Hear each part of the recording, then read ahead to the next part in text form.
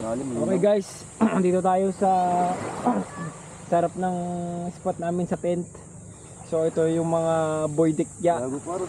Mga boy dikya ay naghanap po kami ng mga dikya para safe ang spot namin paliguan. Ayan. So marami na rin kami nakuha mga dahon.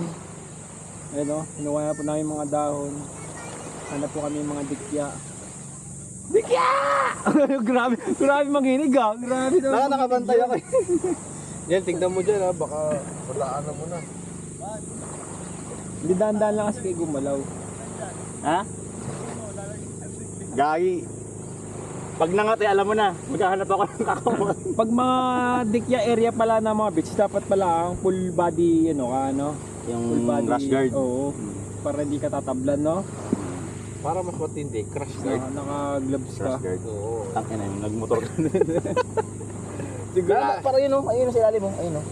Ayun o. Ayun, sa bato, ayun sa ilalim mo. Lucky pre. Yan, silipin natin.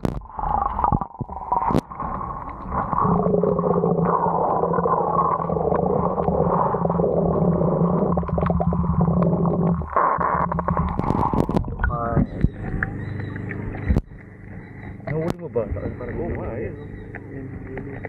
Oh, dalawa, diba? Doon pa sa may bato. Nasaan? Wag mo muna igalaw, ilubog mo lang yun. Ay, wag mo muna ilubog. Yung nato lang yun.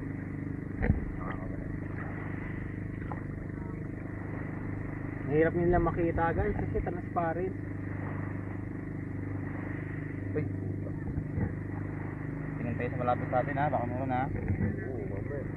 Ano pa naman yan, tumusunod yan. Nangahabol ba yan? Hindi naman masyadong nangahabol. Tumusunod sa atin. Ulihi yung ano ko.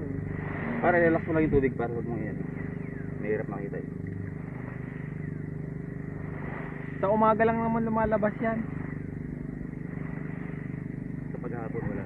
Oh, ito dami mga ano guys, tingnan niyo 'to.